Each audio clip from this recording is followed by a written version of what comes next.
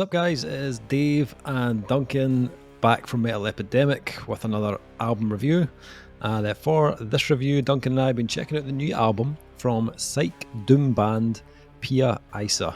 The band's new album, Distorted Chants, were released on March 25th via Argonauta Records. So, this is the debut album from Pia Isa. A lot of debut albums recently. Yeah, tons of this is the night of recording debut album reviews. This is from the solo project of bassist vocalist Pia Isaacson from Norwegian heavy Psych Doom band Superlynx. All songs and lyrics were written by Pia, who also plays guitars and bass in addition to singing. Gary Arce from Yawning Man, Big Scenic Nowhere, Yawning Suns, 10 East and Zune. He's joined in for some dreamy guitars on 3 of the songs. Please tell me those were all separate bands. They were, yeah. That wasn't just the name of his band. I was like, holy fucking shit. And drums and percussion is played by Superlynx drummer Ole Teagan, who also recorded, mixed and produced the album in his studio Crowtown Recordings. Oh, Crowtown. So fucking yes. You like that? I just love the name. Yeah. I want to come from Crowtown sounds like it is a bleak, miserable, yet whimsical place. Yeah. I imagine you get good udon or ramen noodles in Crowtown. I don't know why that's what I think, but I think it's just like eating at a tub, kind of like a crow eats something. Right. I don't know. The visuals are all fucked. Okay. I've had a drink. I'm going to put it down. So, I'd never heard Superlynx before, the band that Pia's also in. So I gave their 2021 album Electric Temple a quick listen before. Just like all over, like the homework. People will never understand the homework you put in. I had none of that. I didn't read the press release. So, yeah, I just like to get a full picture of what's going on. You just want to walk in here knowing everything. Well, as much as I can. Like if you've never heard Superlynx before, that stylistically they're not miles apart. Like this solo album cool. And Superlynx, they're not hugely different. Still very doomy, still quite kind of melancholic. I'd say like Superlynx probably have more in the way of a kind of occult type vibe. At times. And maybe play with the like tempos a little more than this solo album does from Pia, but both very similar in style. I'd say though, for the most part, this feels a bit darker in tone than Superlynx. The tempo of this album stays fairly steady, like throughout, like pretty much the whole way through. The riffs are a kind of mixture of doom, and there's a bit kind of drone type stuff going on as well. But as I said, there's a kind of scattering of like these kind of dreamier, kind of psychedelic type vibe guitars thrown in there as well. It's quite kind of minimalistic musically. The riffs aren't overly complex or even like brutally heavy, but they don't really try to be. This to me felt more like a mood based album rather than like riff based. And I feel like a lot of the mood comes from Pia's voice. It's quite hypnotic. It's got a bit of a kind of like droning kind of like chant kind of type feel to it at times. Almost a distorted chant, if you will. A distorted chant. See what I did there. It's almost kind of it's almost kind of like meditative in a way, like when you're listening to it. Like I found myself going into a bit of a trance when I was listening to it, like just kind of zoning out. But that's also kind of heightened by the way that the vocals have been recorded. It sounds like, for not the whole time, but like more than often, there's like, it sounds like there's kind of 2 vocals kind of layered on top of each other, and they're just kind of separated like by a millisecond to give it that kind of like hypnotic type feel. Either that, or there's a weird bit of trickery with reverb. Yeah, could be. Yeah, very roomy sound. Like, it wouldn't surprise me if, you know, there was two microphones set up, one further back from the other. Yeah, possibly. There's, as weird to describe it, it does there's kind of almost something like an empty hall feel about it. Mm-hmm. Yeah, for sure. But like when I was listening, I was like looking at the album art. It's very kind of like trippy and kind of psychedelic. So it kind of, you know, it's in keeping with the vibe of the album. As I mentioned, though, there are some kind of lighter, more kind of atmospheric guitars added into the mix. And you can hear those kind of bits of like lead work and the kind of background layers on tracks like Trauma. And I quite liked those kind of extra elements from the guitar because, as I said, the heavier riffs are quite repetitive. Almost like forget that they're actually there because they don't really change up all that often. They all almost feel like like a backdrop to the vocals on this release. And like vocally, Pia has a very clean, very kind of pure vocal style. A lot of the notes that she goes for are very dark, quite melancholic, as I mentioned earlier. And when I was actually, this is very strange, but when I was listening to the album, I kept thinking about a band that I've never thought about for about 20 years, called Defenestration. Oh yeah, blonde hair with pink ends. Yes, exactly. What became the rage. Yeah. At the time, they were touted as being the British answer to Kitty, even though they sounded fuck all like Kitty. Yeah. And it was a female singer in a male fronted band. So I mean, right. I was like, that's right. Well, they were UK based. Yep. And they were in around that kind of like new metal era, so stylistically very different to Pia Isa, but there was something in the tone of Pia and the kind of clean tone of, I think it was Jen Tasker was the girl's name from Defenestration. Fuck's sake, it kept like reminding me of that for some reason. I was just like, there's something about those two vocal tones that are quite similar. Pia kind of very much sits within a similar kind of style and range throughout the album. Although she does, like on tracks like Trauma, you can hear she kind of tries to go into a kind of more kind of higher range, which was a kind of nice change on the album.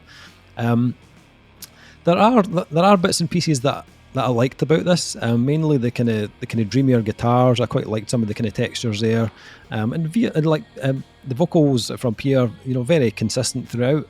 She's in key. She's got a good tone. My main issue with this is it doesn't do anything to really excite me. Like I kept waiting on a track to try something that I hadn't heard on the 5 tracks kind of prior to it. You mentioned an interesting thing that, like, so obviously, once again, just to preface anyone that's stumbling into this as their first review on Metal Epidemic, I never read the press release, so I know no information about anything out with the album that I have to listen to. And I kind of like that, and I like being on these because I formulate opinions based on what I think, and then I'm usually well off the fucking mark. Although occasionally I'm bang on the money, and the bands, by the way, will come back to me, just want to stress and say, this guy here, he got it. And I'm like, that's right. This actually weirdly makes a lot of my criticisms make sense on this one. Okay. Were you saying that it's a predominantly solo project here? Mm-hmm. That's the issue, I think. Okay. I think there is a central idea for this album, but that's really it. It's one idea, and it's kind of stretched out. And yes, there are flurries of kind of dreamlike guitar work that you mentioned before, but predominantly this is very much like one register, one kind of guitar style or one kind of rhythm style based album. And I think that's where the problem is. Even the idea of, even if you're going it from almost a kind of a thematic perspective, or even if you're going from a concept perspective of being, well, a meditation is about the repetitive sounds and it puts you in a trance. Yeah, I would get that if the tracks were 10 minutes long. Then I would understand the building in and then the occupying of a theme that kept going to the end. Yeah. But none of the songs are that. The songs at the most venture close to 5 minutes, but are usually about the 3.5 to 4 minutes. And they don't really do anything remarkable to differentiate themselves from each other. Yeah. In fact, you could be forgiven for listening to a track, going out the room, going through the next room, making yourself a sandwich, cup of coffee, come back, 6 minutes later, and two tracks have moved on, and still think you're listening to the same track because tempo-wise, it's pretty much all in one tempo. Kind of like string-wise, it's all about the same area, and vocally, it's all about the same area. It doesn't really do, which is weird because, like I said before, like it kind of explains the one-person perspective approach to writing the music. But also, when people tend to want to move out of their, I have my band that does this, I now want to do my solo thing. It's usually because they're not getting something in the band that they're doing. If you look at a lot of like guitarists that go off and do their own thing, it tends, unless they're like Slash, and they don't play the same thing. It's the same vocalists will go off and do weird and wonderful things where they think, I'm the band. You're like, no, you're the voice. It's not the same as being the band. But this just kind of feels like there was one great idea. It kind of disheartens me a little bit that you've said that the other band is not a kicking arse off this one, because then it makes me feel, what's the point? You know what I mean? If you've got a band that's like kind of within the same bubble, and then you're going to go off and do what, like fucking 10 songs, close to 40 minutes of another album out with the project you've got that writes music that's like that, and then this sounds kind of like that. I that confuses me. Unless this was ideas that didn't make that album that have been expanded out further, or I don't know. There's a, like, without being blunt, I found this like pretty boring to listen to, especially by the second listen. This is the hallmark example of a kind of one and done for me. I'd got everything I needed from it after the first listen, and then the second listen, I kind of felt myself disliking it a bit more because it did, because you mentioned, there are elements here where I'm like, well, that's kind of an interesting idea. Let's see where they take it, and it's only ever really utilized in that one song and that one part. It's never really brought back, and it's the core stuff that I find a bit tedious to listen to. I think vocals are great, but they don't do anything out with that one register throughout, which would be fine if the rest of the band were doing other things, but the rest of the music is kind of stuck in a lane. So it kind of feels, it'd be interesting to pick Pia's brain on this one, because if it is the idea of a kind of conceptual interpretation of meditation, and the idea of how chanting repetitive phrases over and over again will make you transcend and move into a different zone, I could kind of see the point of this. But even then, I think you could do this in 5 songs. Like, I don't understand the 10 length here, or just like 1 or 2 songs that are just a lot longer than what they are. I kind of feel like it's an experimentation and trying to kind of feel out some ideas that are all very, very, very similar to the core idea, and as a result, it never really propels its way from being a kind of alright listen, if you know what I mean. It's kind of, it occupies a level of, and it's a horrible word to say, but occupies a level of mediocrity that it never really transitions from, with the occasional flurry of something that you think might lead to something that it doesn't. And this is my wheelhouse. This is music I like Doom music. Like, there was a reason I was called Doomcan instead of Duncan for years.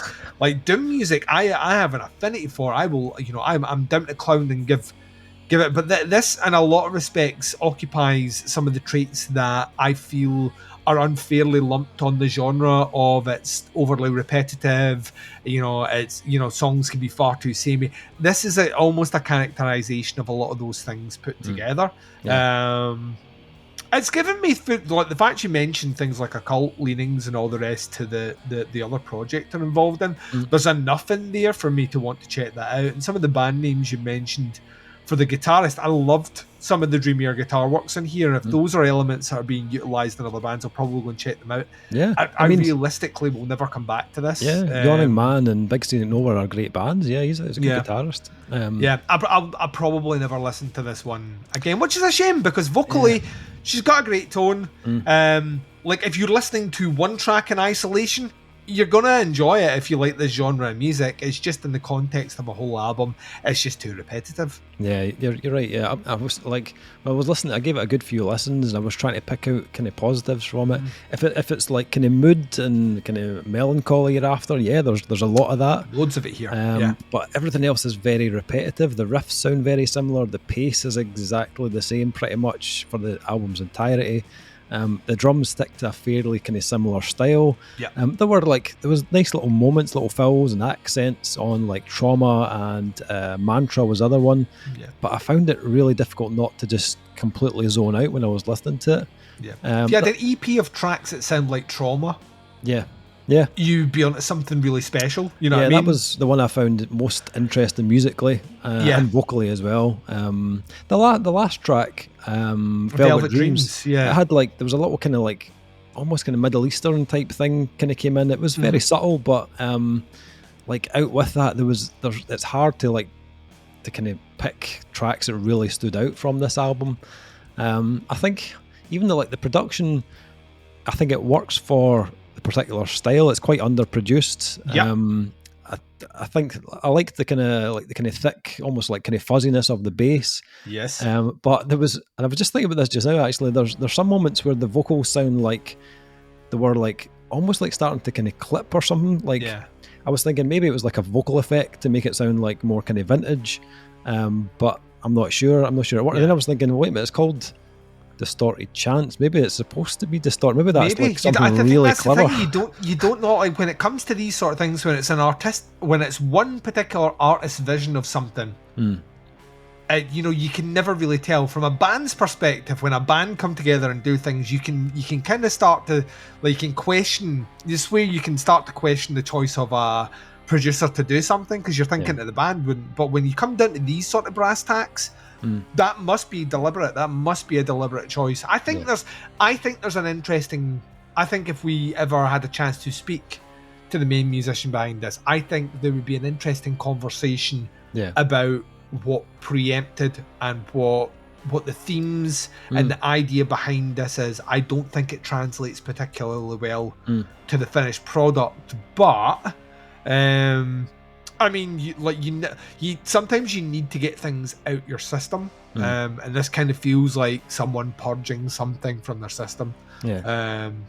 And like if we could offer one bit of critique, and we are not in a position to do that at all, neither one of us. But if I could offer like one bit of critique, is that like when you're approaching something like this, just play it to a lot of different people. And genuinely take their observations on board before you settle on a final thing. Because I think there's almost a kind of the blinkers are on, and I'm not looking left or right. I'm just focused on the thing that I want to do. Especially when it's a solo project. Yeah, it's difficult. But then I've heard plenty. I've said it before. Like there are plenty of people that go out there and do something of a solo basis that explore different ideas and like different areas. It just feels like there's something very tunnel vision about this, and that as a result makes it not the most welcoming re-listen. Yeah, true. So ratings for this one from Pia Isa. I can't imagine that I'll return to this much, if at all, if I'm honest. It's just missing that kind of certain something to pull me back and make me want to re-listen to it. It's more of a kind of like background album for me. Like it's almost kind of calming in a way, I suppose, if that's a kind of positive to pull from it. It's not terrible, but like it's not like horrendous or anything like that, but it's not great either. I'm gonna go right down the middle. I'm gonna go 2.5 on this one. What are you thinking? I'm coming in a little bit below you. It's a 2 for me. 2. Like I said, I always feel uncomfortable giving out grades on that level on our recordings, because I know for a fact this is going to be someone's album of the year. That's just the way things are, and to that person, I'm overjoyed for you. It's in a genre that I genuinely love as well, which makes me wince a little bit more doing it. But I think there's a kind of 1 or 2 songs in here that I think are great examples of what the whole album should have sounded like. Yeah. Okay, Pia Isa, Distorted Chants, out on March 25th on Argonauta Records. I'll put some links below, check them out. Facebook's in there, I'll put their Bandcamp link in there as well. Check it out. Let us know what you think. Stick some comments in below once you've had a listen. That's the review. Thank you for checking it out, much appreciated. We'll be back with another review very soon, but until then, take care. Speak to you soon. Bye, everyone.